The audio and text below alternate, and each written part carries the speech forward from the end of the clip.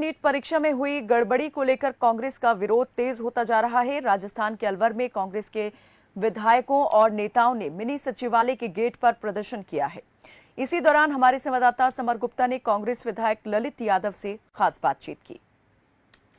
NEET परीक्षाओं को लेकर कांग्रेस जिस तरह राजस्थान में विरोध कर रही है, उस बात को लेकर यहाँ पर अलवर में भी विरोध हो रहा है।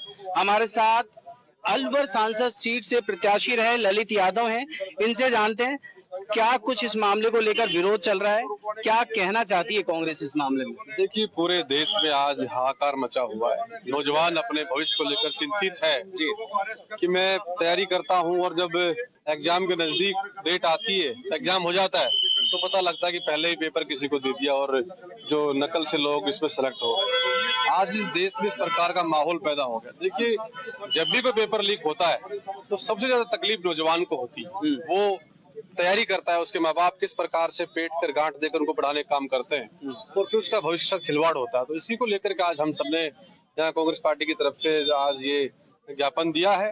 और अगर इन सब बातों पर जिस प्रकार बिजली पानी की भी समस्या को लेकर दिया है और जिस प्रकार शांतिपूर्ण तरीके से कोटा में परसों हुए आंदोलन में परमिशन से जो हुए आंदोलन में जिस प्रकार तानाशाही और हिटलरशाही रवैया अपनाते हुए भारतीय जनता पार्टी की सरकार के इशारे पर हमारे पार्टी के नेताओं पर जो मुकदमे दर्ज हुए, उन सब पर हमने लिखकर दिया कि ये इस प्रकार का रवैया नहीं, प्रदेश में काम करने से काम चलेगा, नौजवान को रोजगार मिलेगा, नौजवान को ईमानदारी से पारदर्शिता से उनका एग्जाम होगा, तब जाकर के प्रदेश आगे बढ़ेगा। जिस दर्द की बात करी आपने पेपर लीक के चलते जो दर्द होता है, ये दर्द कांग्रेस सरकार में भी 4 साल लोगों को रहा। तकरीबन 14 पेपर लीक हुए।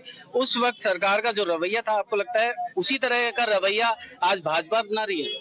आज भारतीय जनता पार्टी के पास में सरकार प्रदेश में जी और देश में है जी, वो जांच करवाए उन सब चीजों की। हमने कब मना किया है? आप केवल भारतीय जनता पार्टी के लोग इल्जाम लगाते रहे जी, लेकिन आज तो सब कुछ आपके पास में है।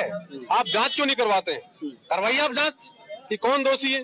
दोषी उनको जेल के अंदर डालने काम करो ना आप भाई जी। केवल भाषणवीर बनने से काम नहीं चलेगा। हम ना तो कभी हमारे शासन में लीक को पेपर हुआ उसके पक्ष में है और ना आज उसके पक्ष में है। हम नौजवान के पक्ष में है। नौजवान का भविष्य खराब नहीं हो। नौजवान बड़ी मुश्किल से उसके माँ बाप कड़ी मेहनत करके और बच्चों को पढ़ाने का काम करते हैं और तो पेपर लीक होता है तो जो तकलीफ होती है उस नौजवान खुद समझ सकता है, उसके माता पिता समझ सकते हैं। भाई उसके बाद गठबंधन करना पड़ा। आपको लगता है कि सरकार केंद्र की अब मजबूत निर्णय लेने में सक्षम है या कहीं ना कहीं डगमगाएगी? देखिए, देश में या प्रदेश में सत्ता पक्ष और विपक्ष मिलकर के और मजबूत लोकतंत्र की नींव रखते हैं जी। आज हिंदुस्तान के अंदर मजबूत विपक्ष हिंदुस्तान में है जी। निश्चित रूप से जनता की आवाज बनेंगे, देश की आवाज बनेंगे, देश की आम जनता की आवाज बन करके।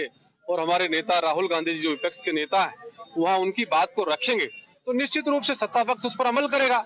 अगर विपक्ष नहीं होगा तो सत्ता पक्ष काम नहीं करेगा। तो मुझे लगता है कि देश के अंदर जो तानाशाही हिटलरशाही तरीके से जो निर्णय पहले हुए, अब देश की जनता की नब्ज को टटोल कर निर्णय होंगे। चलिए, ये हमारे साथ ललित यादव जो कांग्रेस से प्रत्याशी रहे सांसद के और साथ ही MLA भी हैं। अलवर से खबर फास्ट के लिए मैं समर गुप्ता।